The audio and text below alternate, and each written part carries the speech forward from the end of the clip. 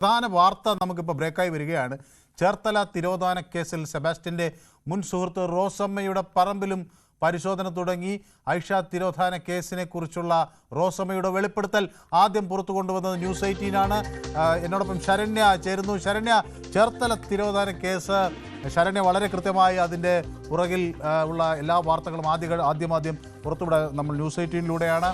അപ്പോൾ ഏറ്റവും ഒടുവിൽ ഇപ്പോൾ വന്നിരിക്കുന്ന വിവരങ്ങൾ, അവിടെ പരിശോധന, റോസമ്മയുടെ പറമ്പിലും പരിശോധന തുടങ്ങി എന്നതാണ്. അപ്പോൾ എന്താണ് പോലീസിന് അങ്ങനെ ഒരു പരിശോധന അവിടെ നടത്താൻ ലഭിച്ച തെളിവുകൾ എന്താണ്? എന്തടിസ്ഥാനത്തിലാണ് ആ പരിശോധന നടത്തുന്നത്? നേരത്തെ എന്തെങ്കിലും അത് സംബന്ധിച്ചുള്ള വിവരങ്ങൾ പോലീസിന് ലഭിച്ചിട്ടുണ്ടോ?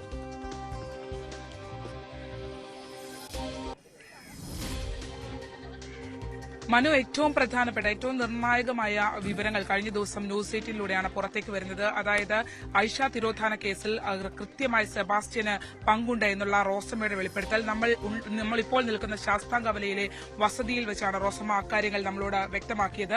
അതായത് സെബാസ്റ്റ്യൻ ഐഷയുമായി അടുത്ത ബന്ധം പുലർത്തിയിരുന്ന ആളാണ്. അത് മാത്രമല്ല, ഐഷ കാണാതാകുന്ന ദിവസത്തിന് തൊട്ട് തലേ ദിവസം, അതായത് വീടിന്റെ രജിസ്ട്രേഷനുമായി ബന്ധപ്പെട്ട് താൻ ഐഷ സെബാസ്റ്റ്യന്റെ പക്കൽ നിന്ന് പണം വാങ്ങാനായി ാണ് പോയതെന്നുള്ള നിർണായകമായ വെളിപ്പെടുത്തൽ റോസമ്മ ന്യൂസ് 18-നോട് വ്യക്തമാക്കിയിരുന്നു. അത്തരത്തിൽ ഉള്ള ഒരു വിവരങ്ങൾ, അതായത് ഇവർ തമ്മിൽ അടുത്ത ബന്ധമായിരുന്നുവെന്നും JCB ഉപയോഗിച്ച് പുരയിടം കുഴിച്ചു, താൻ ഇല്ലാതിരുന്ന ഒരു ദിവസം പുരയിടം കുഴിച്ചു എന്നും വ്യക്തമാക്കിയായിരുന്നു. മനു, നമ്മൾ ഈ കാണുന്ന ഈ വഴിയാണ്, അതായത് ഈ കാണുന്ന ആ ഗേറ്റിനപ്പുറം, ആ കാണുന്ന വീടിനപ്പുറമാണ് ഐഷ താമസിച്ചിരുന്നത്. അവിടെ നിന്നും ഐഷ നിരന്തരം പോയിക്കൊണ്ടിരുന്ന വഴിയാണ് നമ്മളിപ്പോൾ പോയിക്കൊണ്ടിരിക്കുന്നത്. ഈ വഴിയിലൂടെയാണ് ഐഷ നിരന്തരം പോയിട്ടുള്ളത്. അവിടെ വെച്ചുള്ള സൗഹൃദങ്ങൾ, അതായത് ഇത്തരത്തിൽ റോസമ്മയുടെ വീട് കടന്നാണ് ഇങ്ങോട്ട് പോയിക്കൊണ്ടിരുന്നത്. ഈ വഴിയിലൂടെയുള്ള, ഈ യാത്രയിലൂടെയുള്ള സൗഹൃദങ്ങളായിരുന്നു ആദ്യം തുടങ്ങിയത്. പിന്നീട് റോസമ്മയുടെ വീട്ടിൽ നിരന്തരം സന്ദർശിക്കുന്ന ആളായിരുന്നു ഐഷ എന്നുള്ളതാണ് നമുക്ക് അറിയാൻ കഴിഞ്ഞിട്ടുള്ളത്.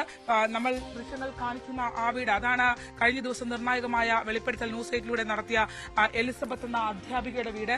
ആ വീട്ടിൽ നിന്നുള്ള അധ്യാപികയാണ് ഇവിടെ നിരന്തരമായി റോസമ്മയുടെ വീട്ടിൽ നിരന്തരമായി സെബാസ്റ്റ്യന്റെ സാന്നിധ്യം ഉണ്ടായിരുന്നു എന്ന് വ്യക്തമാക്കിയത്. മാത്രമല്ല, അതിനകത്ത് ടീച്ചർ പറഞ്ഞ പ്രധാനപ്പെട്ട ഒരു കാര്യമുണ്ട്. അതായത് ഇവിടെ വരുന്ന ഘട്ടത്തിൽ, അതായത് ഈ സെബാസ്റ്റ്യൻ ഇവിടെ വരുന്ന ഘട്ടത്തിൽ JCB ഉപയോഗിച്ച് കുഴിക്കുന്നത് താനും കണ്ടതാണ്. ഒപ്പം തന്നെ അത് മാത്രമല്ല, ഈ സംഭവങ്ങളുമായി ബന്ധപ്പെട്ട് ചില അസ്വാഭാവികതകൾ ഉണ്ട് എന്ന് ടീച്ചർ വ്യക്തമാക്കിയിരുന്നു. ടീച്ചർ ഒറ്റയ്ക്ക് താമസിക്കുന്ന ടീച്ചറെയും സമീപിച്ചിരുന്നു, മറ്റൊരു പുരയിടം വാങ്ങി നൽകാമെന്നുള്ള വാഗ്ദാനവുമായി ബന്ധപ്പെട്ട് താമസിച്ചിരുന്നു എന്നുള്ളതാണ് വ്യക്തമാക്കിയിരുന്നത്. എന്തായാലും ഇപ്പോൾ ഈ കേസിൽ നമ്മൾ നേരത്തെ ഇന്നലെ റോസമ്മയ്ക്ക് ഈ കേസുമായി ബന്ധപ്പെട്ട് ഐഷ തിരോധാനവുമായി ബന്ധപ്പെട്ട് ചോദ്യം ചെയ്യുമെന്നുള്ളത് നമ്മൾ പുറത്തുവിട്ടിരുന്നു. അതിന് പിന്നാലെയാണ് ഇപ്പോൾ അന്വേഷണ സംഘം റോസമ്മയുടെ പുരയിടത്തിലേക്ക്, നമ്മൾ ആദ്യഘട്ടം മുതൽ പറയുന്ന, ഇപ്പൊ പുറത്തുവിട്ട എലിസബത്തിന്റെ വെളിപ്പെടുത്തലുകൾ ഇപ്പോൾ സ്ഥിരീകരിക്കപ്പെടുകയാണ്. അത് പോലീസിന്റെ അന്വേഷണവും ഏതാണ്ട് ആ വഴിക്ക് തന്നെയാണ് എത്തുന്നത്, അല്ലേ?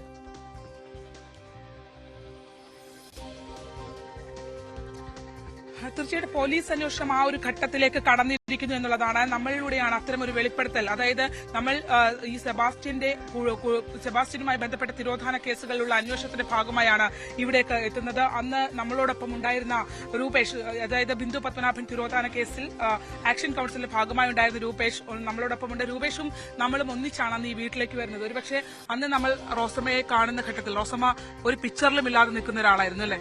അതെ, തീർച്ചയായിട്ടും.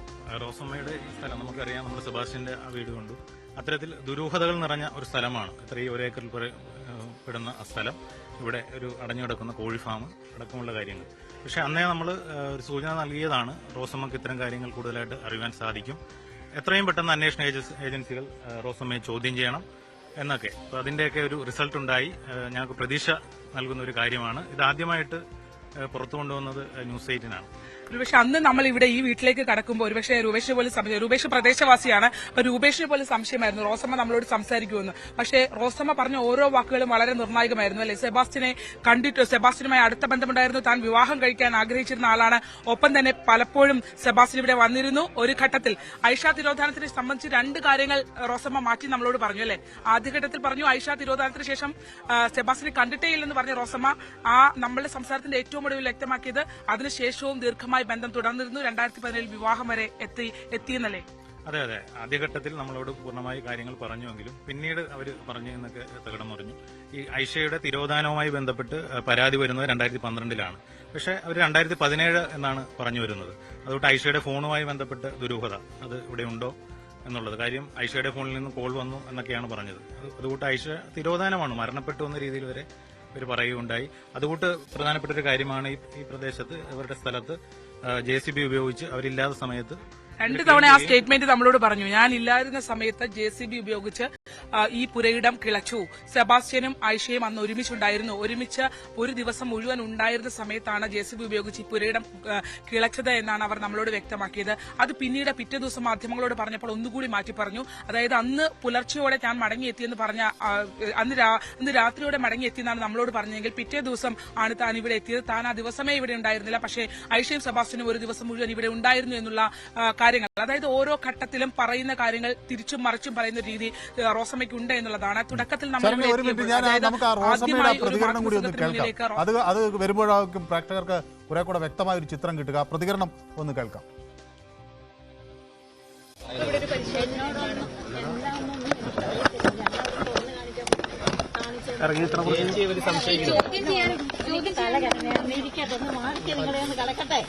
പയ്യനിക്ക് ഈ കോഴിക്കോട് അവിടെ ഉണ്ടല്ലോ,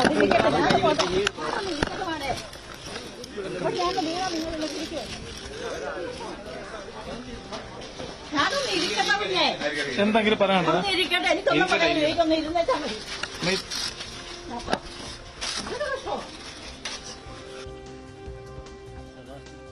ശരണ്യ, റോസമ്മ മാധ്യമങ്ങളുടെ ചോദ്യങ്ങൾ ഒഴിവാക്കുകയാണ്. അവർ അതൊന്നും പറയാൻ തയ്യാറാകുന്നില്ല. അപ്പോൾ ഇവർക്ക് എന്തൊക്കെയോ മറച്ചു വെക്കാനുണ്ട് എന്ന കാര്യം ഉറപ്പാണ് അല്ലേ?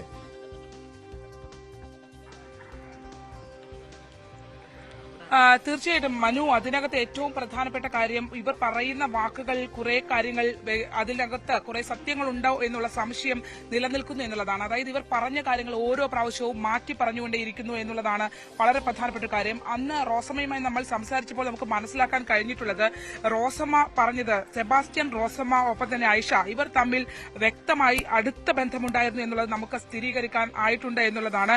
ഒപ്പം തന്നെ ഈ റോസമ്മ ഈ ഐഷ തിരോധാനത്തെ സംബന്ധിച്ച് കൃത്യമായ ഒരു അറിവ് ഉള്ള ആളാണ് എന്നുള്ളത് നമുക്ക് ആ സംസാരിച്ച ഘട്ടത്തിൽ തന്നെ മനസ്സിലാക്കിയിരുന്നു. ഒപ്പം തന്നെ അവർ പറഞ്ഞൊരു പ്രധാനപ്പെട്ട കാര്യം, റോസമ്മയെ കാണാതാകുന്ന ആ ദിവസം, അതായത് ക്ഷമിക്കണം, ഐഷയെ കാണാതാകുന്ന ആ ദിവസം ഐഷ പോയത് സെബാസ്റ്റ്യന്റെ കയ്യിൽ നിന്ന് പണം വാങ്ങാനാണ് എന്നുള്ള നിർണായകമായ വെളിപ്പെടുത്തൽ അവർ നമ്മളോട് നടത്തിയിരുന്നു. അതായത് സ്ഥലം എഴുതുന്നതുമായി ബന്ധപ്പെട്ട പണം സെബാസ്റ്റ്യന്റെ പക്കൽ ഉണ്ടായിരുന്നു. അത് വാങ്ങുന്നതിന് വേണ്ടിയാണ് നമ്മൾ ആ രീതിയിൽ ഐഷ അങ്ങോട്ട് പോയത് എന്നുള്ള കാര്യങ്ങൾ അവർ നമ്മളോട് വ്യക്തമാക്കി. മാത്രമല്ല, എന്ത് കാര്യം തീരുമാനിച്ചാലും അത് തീരുമാനിച്ച് നടപ്പിലാക്കുന്ന ആളാണ് സെബാസ്റ്റ്യൻ എന്നുള്ള ഒരു സ്റ്റേറ്റ്മെന്റ് കൂടെ അവർ നമ്മൾ നടത്തി. എല്ലാം കണക്കുകൂട്ടി പ്രതികരിക്കുന്ന ആളാണ്, കണക്കുകൂട്ടി ചെയ്യുന്ന ആളാണ്. ഒരുപക്ഷെ ഐഷയ്ക്കും അതിന്റെ ബെനിഫിറ്റ് ഉണ്ടായിരുന്നിരിക്കണം, അതുകൊണ്ടാണല്ലോ ഇത്രയും അടുത്ത ഇടപെടൽ ഉണ്ടായി എന്നുള്ള രീതിയിലുള്ള വിമർശനവും റോസമ്മ ആ ഘട്ടത്തിൽ പറഞ്ഞിട്ടുണ്ടായിരുന്നു എന്നുള്ളതാണ്.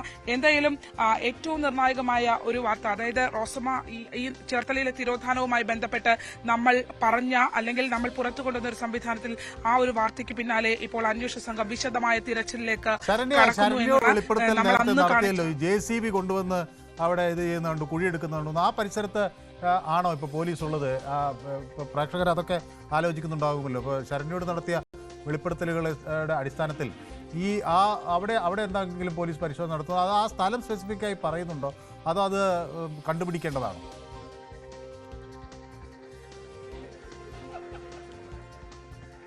അല്ലല്ല, ഇത് കറക്റ്റായിട്ട്, അതായത് ഈ സ്പോട്ട് നമ്മളെ കൊണ്ടുവന്ന് കാണിച്ചു തന്നിരുന്നു. അന്ന് അവർ പറഞ്ഞത് ഈ സ്പോട്ട്, അതായത് നമ്മൾ ഈ ദൃശ്യങ്ങൾ കാണുന്ന ഈ സ്പോട്ടാണ് അന്ന് റോസമ്മ നമ്മളെ കൊണ്ട് കാണിച്ചു തന്നെ. അപ്പൊ ഞാൻ ചോദിച്ചു, ഈ പ്രദേശം എന്തുകൊണ്ടാണ് ഇങ്ങനെ കാട് പിടിച്ച രീതിയിൽ കിടക്കുന്നത്, ഇത് വൃത്തിയാക്കി സൂക്ഷിച്ചൂടെ എന്ന് പറഞ്ഞിരുന്നു. അപ്പോൾ അവർ നമ്മളോട് പറഞ്ഞൊരു മറുപടി, ഇവിടെ ഇതിലെ കൂടെ മറ്റു വാഹനങ്ങൾ പോകാറുണ്ട്, അതുകൊണ്ട് പോകുന്ന വാഹനങ്ങൾ ഇവിടെ പാർക്ക് ചെയ്യാൻ സാധ്യതയുണ്ട്, അതുകൊണ്ടാണ് താൻ ഈ പുരയിടം തെളിക്കാത്തത് എന്നുള്ള മറുപടിയാണ് റോസമ്മ നമ്മുടെ ഭാഗത്ത് നിന്ന് നമ്മളോട് അന്ന് പറഞ്ഞത്. മാത്രമല്ല, ഈ കോഴി ഫാമിന്റെ പ്രവർത്തനത്തെ സംബന്ധിച്ച് നമ്മൾ ചോദിച്ചിരുന്നു.